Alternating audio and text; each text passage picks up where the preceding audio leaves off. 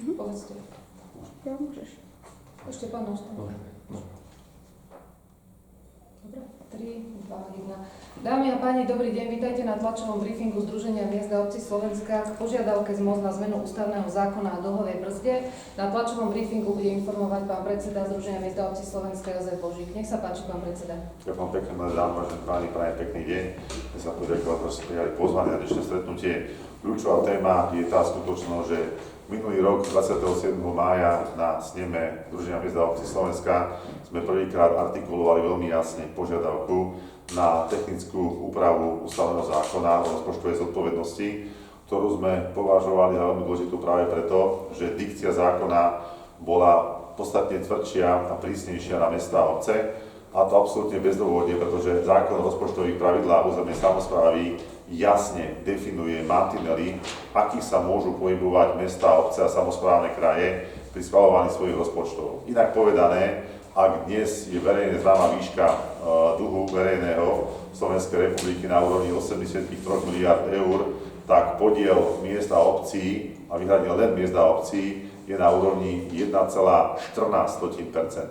To znamená, že neexistuje dôvod, prečo v prípade ústavného zákona by mestá a obce pre rok 2027 mali schvaľovať vyrovnané rozpočty, ktoré by vo veľkej miere, dovolím si povedať, v 80% znamenali zastavenie hospodárskeho a spoločenského života miest a obcí, keďže by nemohli poprvé čerpať úvery a po druhé nemohli by vykonávať ani finančné operácie, to znamená využívanie svojich rezervných fondov, ktoré si vytvorili v rámci efektívneho hospodárenia na fungovanie miest a obcí.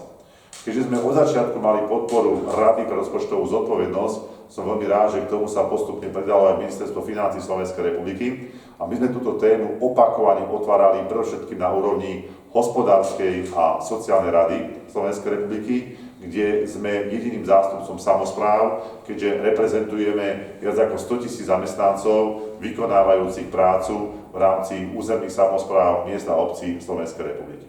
Tu chcem zdôrazniť, že na naše požiadavky reflektovali sociálni partneri, ako zamestnávateľia, tak aj odbory, a to už aj na samotnom rokovaní 3. novembra na úrade vlády, kde sme my tento materiál predložili ako iniciatívny a bol predmetom rokovania tripartity, čomu potom bola aj následne tlačová beseda.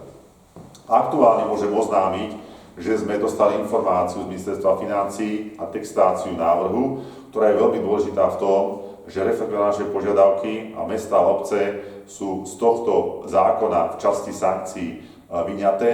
Inak povedané, nie je potreba, aby sme z titulu dlhovej brzdy pre rok 2027 schvaľovali rozpočty, ktoré boli vyrovnané a znamenali by absolútny rozvrat fungovania miest a obcí, keďže by nemohli používať svoje rezervné fondy a nemohli by ani čerpať úvery, a to nielen na vlastné investície, ale aj na kofinancovanie európskych projektov. Tu sa chcem poďakovať Ministerstvu financií ako vedeniu, tak aj zamestnancom, že ten návrh, ktorý predložil do diskusie, je pripravený tak, že mimoriadnym spôsobom reflektuje na požiadavky z MOSu, a tým, že z MOS na tripartite reprezentuje aj SK8, aj Úniu miest Slovenska, a aj na rokovaní pána predsedu parlamentu minulý rok sme sa dohodli, že táto téma bude s MOSom ďalej otváraná, tak ten návrh, ktorý nám bol zaslaný, momentálne v takom štádiu, že pokiaľ bol prijatý, tak žiadne mesto, žiadna obec a žiadny samosprávny kraj by sa nemusel obávať toho, aby ešte pred komunálnymi voľbami si pripravili rozpočty tak, aby tí, ktorí prídu po komunálnych voľbách, mali o čom mesiaci november a december rokovať a aby mestá a obce mohli plnohodnotne plniť svoje funkcie od 1. januára budúceho kalendárneho roka. Považujem to za veľmi dobrú správu a považujem to za dobrú správu pre obyvateľov miest a obcí o to viacej, že táto téma, ktorú sme absolútne, aby som povedal, jasne artikulovali, absolútne explicitne práve 27. mája na rokovaní snemu tu v Bratislave za účasti 800 primátorov a starostov, zástupcov ambasád, členov vlády a reprezentantov Národnej rady Slovenskej republiky za účasti pána prezidenta, a následne sme tieto témy otvárali až do finále, to znamená 3. novembra priamo na rokovaní Hospodárskej a sociálnej rady. Tak už v prvom mesiaci nového kalendárneho roka máme na stole draft znenia technickej novely ústavného zákona, ktorý ak prejde, tak môžem povedať, že táto téma bude pre mestá, obce a samosprávne kraje vyriešená. Takže chcem sa poďakovať za korektnú spoluprácu, chcem sa poďakovať za korektný návrh a musím povedať, že to je momentálne v tomto štádiu dobrá správa pre budúcnosť miest, obcí a samosprávnych krajín. Toľko dnešnej téme.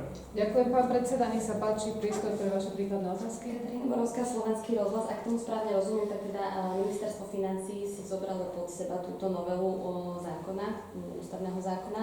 Na to bude treba ale v parlamente 90 hlasov poslancov minimálne. Povedal vám aj pán minister, že by to mohlo mať túto podporu?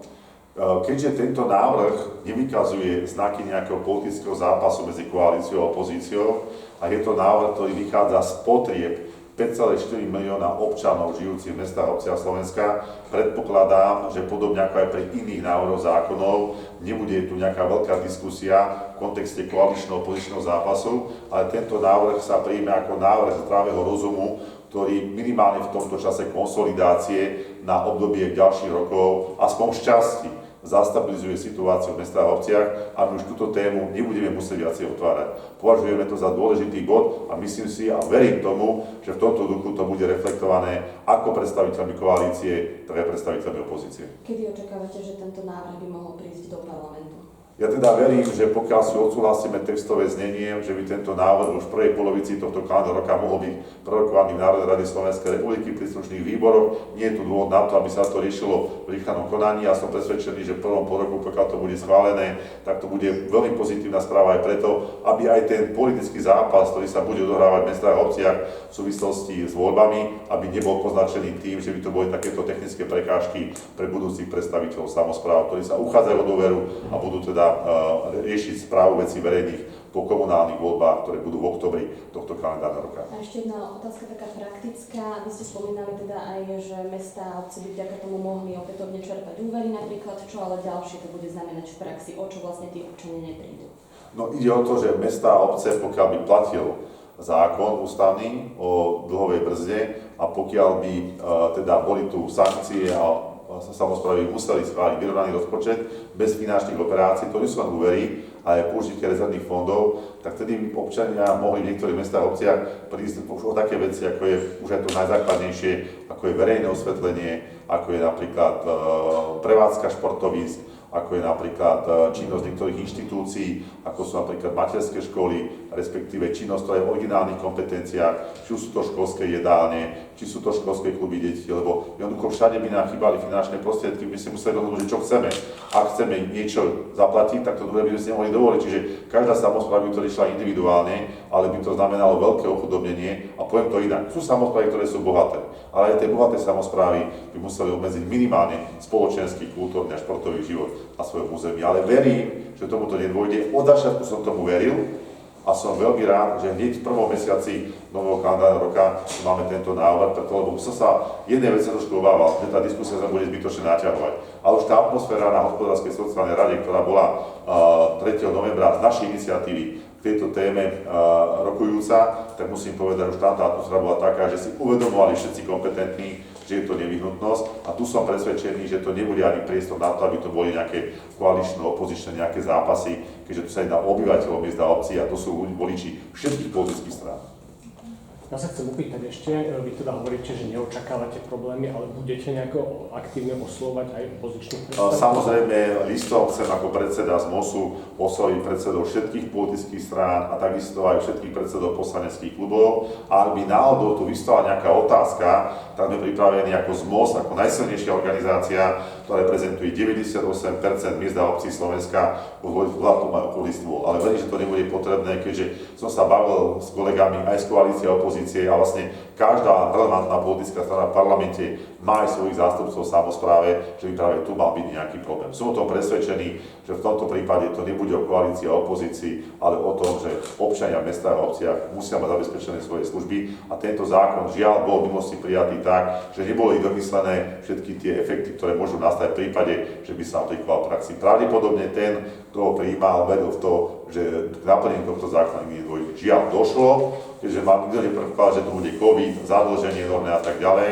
To znamená, že je to tu a my sa musíme nejakým spôsobom s týmto vyrovnať. A keďže tie sankcie boli žiaľ voči samosprávam ďaleko prísnejšie než voči samotnému štátu, tak som rád, že Ministerstvo financií a aj Rada pre rozpočtovú zodpovednosť to vyhodnotili tak, že je správne urobiť tú technickú novelu. My sme tak zoštorovaní ako mestá a obce, aj samosprávne kraje, že my nikdy podľa platnej legislatíve nemôžeme spôsobiť to, aby sa ústavný zákon o dlhovej službe naplnil. Inak povedané, tá naša miera zadlženia pri našom financovaní nikdy nemôže dosiahnuť 60% hrubého domáceho produktu, pretože ako som už povedal, pri tom súčasnom dianí sa nachádzame tesne nad 1%.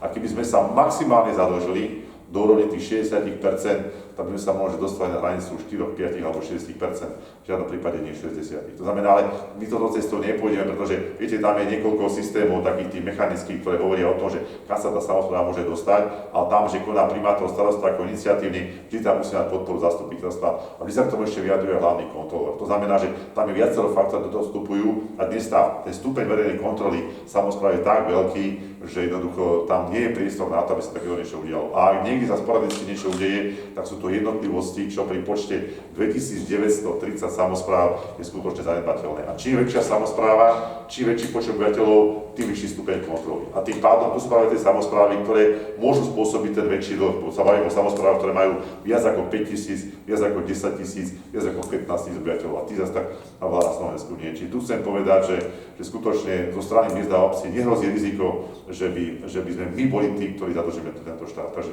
preto si to vážime. A keďže máme tú spätnú väzbu, tak sme chceli povedať, že ak je prístup korektný, tak to chceme oceniť a veríme teda v to, že v tomto duchu dôjde k naplneniu tej požiadavky, ktorá je konzistentne prezentovaná ako s MOSom, tak aj SK8 a takisto aj Unión miest.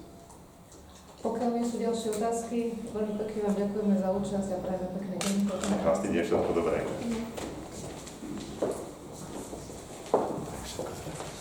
Majte sa pekne, dovidenia.